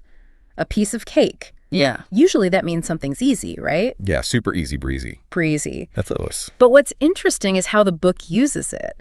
It's not about the task itself being easy. It's about having the confidence to tackle it. It's a mindset. It's that mindset. It's like a way of reframing a challenge and saying, I got this, no problem. Yeah, I'm not even sweating it. Not even sweating it. Piece of cake. Piece of cake. So it's like a mental trick to boost your confidence and approach a situation with a positive mindset. But sometimes, even with the best attitude, we need a little extra help from the universe. Oh, yeah. A little luck never hurts. A little luck. And that's where fingers crossed comes in, right? Fingers crossed, absolutely. It's that universal gesture of hoping for the best, wishing for good luck, especially when we have limited control over the outcome. Right. It's like we're sending a little prayer to the universe saying, please let this work out in my favor. It's like a little superstitious boost, A little extra mojo. to tip the scales in our direction. And speaking of quirky traditions, there's another one that always throws me off. Break a leg. I mean, who wishes someone an injury, especially right before a big performance? Right. Seems counterintuitive. It does. But break a leg is a classic theatrical idiom. It's like a way of wishing someone good luck on stage. And there are a few theories about its origin. Some say it's like a reverse psychology thing. By wishing for the opposite of what you want, you're somehow warding off bad luck. Interesting. Another theory links it to like the idea of bowing so deeply that you might actually break a leg, like as a sign of a successful performance. So it's either a superstitious charm or a testament to like the dedication of performers? Yeah. Either way, it's a unique way of showing support. But sometimes words speak louder than any quirky idiom. The book has this beautiful line where a character simply says, "I'm here for you." It's so simple, yet so powerful. It is. It goes beyond just mere words. It's a declaration of unwavering support. It's a promise to stand by someone's side through those challenges, through thick and thin. It conveys empathy, understanding, and a willingness to offer practical help, or just a listening ear. It's about showing up for someone, letting them know they're not alone in whatever they're going through. Yeah, exactly. We've all been there. We all need that sometimes. But sometimes even with support, life throws us curveballs. Life is unpredictable. And we need a fresh start. A reset. A reset. The book uses a familiar idiom in a new way to describe this, a clean bill of health. We usually associate that with like physical well-being. Yeah. Go to the doctor, getting a checkup. Yeah. But the book uses it metaphorically. Interesting. To describe like a fresh start after a difficult period. It's like wiping the slate clean, getting a second chance, emerging from a challenge with renewed energy and a clear perspective. It's like a mental and emotional clean bill of health. Exactly. So it's not just about being free from illness, it's about feeling mentally and emotionally refreshed, ready to tackle whatever comes next. Love that. But getting to that point often involves a process of recovery and rebuilding. Mm-hmm. That's where Back on My Feet comes in. Oh, yeah, back on my feet. Mm-hmm. That's about regaining stability and independence after a setback. Okay. It suggests resilience, that ability to bounce back from adversity and move forward with renewed purpose. It could be recovering from an illness, a job loss, a heartbreak, anything that knocks you down temporarily. Yeah, like you're getting your footing again. Yeah, you're finding your balance. It's finding your balance. You're not knocked out, you're getting back up. And sometimes that forward momentum requires teamwork and collaboration. Oh, for sure. That's where the classic idiom, two heads are better than one, comes into play. Ah, yes. Two heads are better than one. A testament to the power of collaboration. I love it. What does it mean to you? It's about recognizing that we don't have all the answers. And seeking input and diverse perspectives can lead to more creative and effective solutions. It's about leveraging each other's strengths to achieve a common goal. It's like that brainstorming session where, one idea sparks another, and suddenly you have a solution that's better than anything you could have come up with alone. Synergy. Synergy, exactly. But sometimes, even with a great team, the going gets tough and we need a little encouragement to keep pushing forward. The book uses a simple yet effective phrase for this, and it is, keep your chin up. Oh, I love that one. Keep your chin up. It's like a pep talk in 3 words. It is. It's a reminder to stay strong, maintain a positive attitude, and don't let those setbacks define you. It's about focusing on what you can control, finding that silver lining, and believing in your ability to overcome challenges. It's like that little voice inside your head saying, you got this, don't give up. Exactly. But sometimes, even with the best intentions, we reach a point where we need to step back and reassess. The book uses call it a day, which we usually associate with ending the workday. Right, clocking out. Clocking out. But they use it in a broader sense. Interesting. How so? Well, it can also apply to any situation where we need to recognize our limits, prioritize our well-being, and say enough is enough for now. Okay, yeah. It's about knowing when to step away, recharge, and come back with renewed energy and focus. So it's not about quitting. No. It's about strategic pausing, taking a break to prevent burnout and come back stronger. And sometimes that break involves spending time with friends. And when it comes to group outings, there's one idiom that always comes up, go Dutch. Go Dutch. Oh, yeah. All about fairness and equality. I like it. Everyone chips in equally for a meal or activity, ensuring no one feels burdened or obligated. That's good. Takes the pressure off, creates a more relaxed and enjoyable social experience. It's like that silent agreement to split the bill evenly, avoiding any awkwardness or resentment. But sometimes we want to do more than just split the bill, right? We want to express generosity and treat our friends. And that's where my treat comes in. Oh yeah, my treat. It's a gesture of warmth and hospitality. It's a way of saying, like, I appreciate you and I want to show you my gratitude. Oh, that's nice. It's about strengthening bonds, creating a sense of warmth and camaraderie. Yeah, Those little acts of kindness that just brighten someone's day and make them feel special. I love that.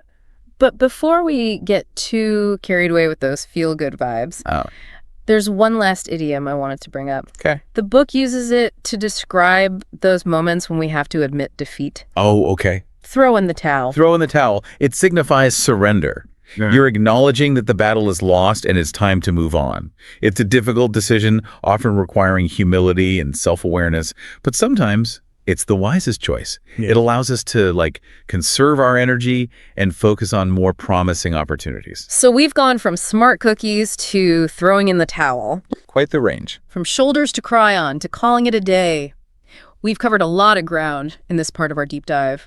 What overarching themes are you noticing as we explore these idioms? You know, what's striking me is how these idioms, while seemingly simple and colloquial, they offer these really profound insights into, like, human nature, relationships, and even the pursuit of success. It's true. They highlight the importance of resilience, support systems, balance, and recognizing both our strengths and our limitations. And by understanding these nuances, we can communicate more effectively, navigate challenges with greater ease, and even cultivate more meaningful connections. So it's about more than just memorizing vocabulary. It's about tapping into that cultural wisdom embedded in these expressions and using them to navigate the complexities of life.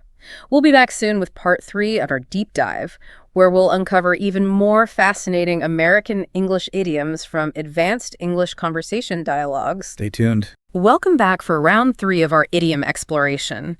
Thanks to you and your fantastic suggestion of advanced English conversation dialogues, we've been on quite the journey through the twists and turns of American English idioms. We have so many good ones. I know, from those big expenses that cost an arm and a leg to finding a shoulder to cry on when things get rough. And everything in between. But there are still so many more idioms to uncover.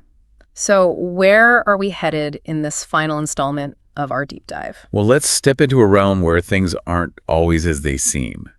A world of secrets, surprises, and maybe even a little bit of mischief. Ooh, sounds intriguing. Because today, we're talking about idioms that add a touch of drama and intrigue to our conversations. Okay, I'm ready for the drama. Are you ready to spill the tea? Oh, is that an idiom? Maybe.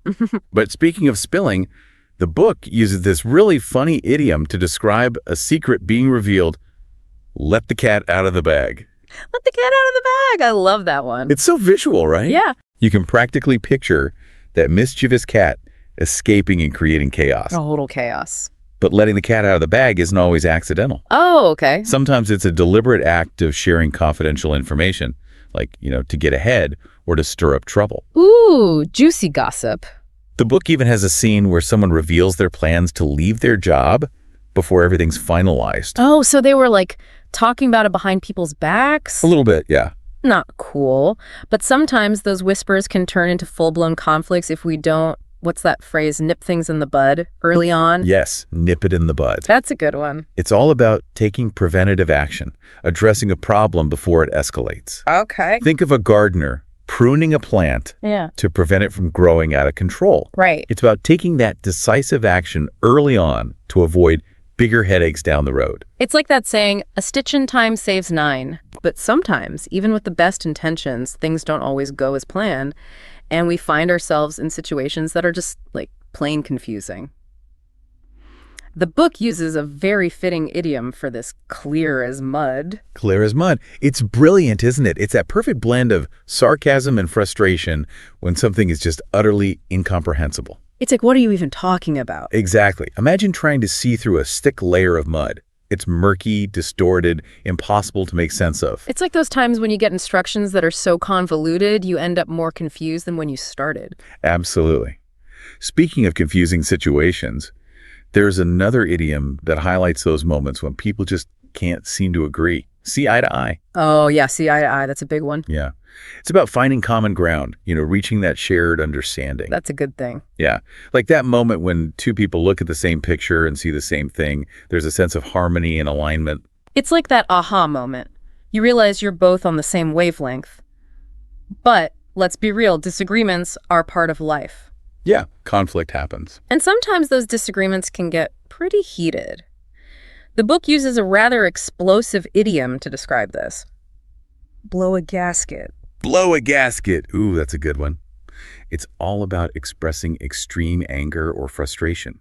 It's like that old car engine that overheats and suddenly bursts a gasket. Right. There's a sense of pressure building up until it reaches that breaking point. It's like that feeling when you're so angry you feel like you might actually explode. Exactly. But thankfully, there are healthier ways to blow off some steam. Right, and we talked about that in part 1 of this deep dive. Finding those constructive outlets for our emotions, whether it's exercise, creative expression, even just talking things out. Yeah, just letting it out. Let it out. It can help us regain our composure and approach situations with a clearer head. So it's about finding those pressure valves. Yeah. That allow us to release those intense emotions in a safe and healthy way. But sometimes, even after all that effort, we reach a point where we have to admit defeat. The book uses a very powerful idiom for this. Throw in the towel. Oh, throw in the towel. It signifies surrender. You're acknowledging that the battle is lost and it's time to move on. That's a tough one. It is tough. It's not an easy decision, but sometimes it's the wisest choice. It allows us to conserve our energy and focus on, more promising opportunities. It's about picking your battles. Yeah, exactly. Choosing where you're going to put your energy. But on the flip side, there are also times when perseverance is key. When we need to dig deep and, what's that phrase, hang in there, despite the challenges. Hang in there. It's a powerful expression of encouragement. It's about holding on tight, not giving up hope, and believing that things will eventually get better. It's like that inner strength that helps us weather storms and emerge stronger on the other side. Yeah, it's that little voice inside your head saying, you got this, just keep going. And sometimes the best thing to do is to simply call it a day and take a break. And I love how the book uses this idiom, not just for ending the workday, but for any situation where we need to just pause and recharge. Yeah, call it a day. It can apply to anything from ending a project to stepping away from a stressful situation. Right. It's about recognizing our limits, prioritizing our well-being, giving ourselves permission to rest, and come back with renewed energy. So it's not about giving up, it's about strategic pausing. Yeah, exactly. Taking a break to prevent burnout and maintain a healthy balance. Self-care. Self-care is so important. It is. And sometimes, we need a little bit of luck on our side. We do. The book uses a simple yet effective phrase for this. Fingers crossed. Fingers crossed. It's that universal gesture of hoping for the best. You're wishing for a favorable outcome, especially when we have limited control over the situation. It's like we're sending a little prayer to the universe saying, please let this work out. It's a little superstitious, maybe, but there's something comforting about that gesture. We're actively putting that positive energy out into the world. Manifesting it. And speaking of positivity, there's one last idiom that I wanted to touch on. Speak of the devil. It's such a funny one, and it always seems to happen at the most unexpected times. Right. Speak of the devil. Yeah. It's all about those surprising coincidences.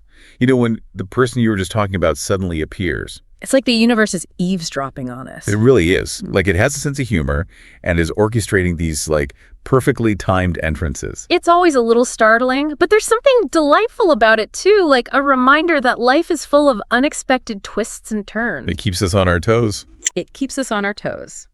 Well, we've certainly covered a lot of ground in this deep dive into American English idioms, from secrets and surprises to disagreements and frustrations, from giving up to hanging in there. We've explored a wide range of human experiences and emotions through the lens of these really colorful expressions.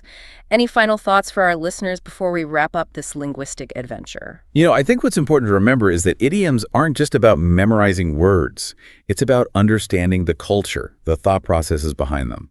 By embracing these sometimes quirky sayings, you're not just expanding your vocabulary, you're gaining a deeper appreciation for the nuances of the English language and the people who speak it. It's about connecting with the heart and soul of a language. Exactly. It's more than just fluency. It's about understanding the culture, the humor, and the history behind these expressions. And on that note, we've reached the end of our deep dive into American English idioms. A huge thank you to you, our listener, for suggesting this fascinating topic. It was a great choice. And remember, keep those ears open. You'll start hearing these idioms everywhere. Happy learning.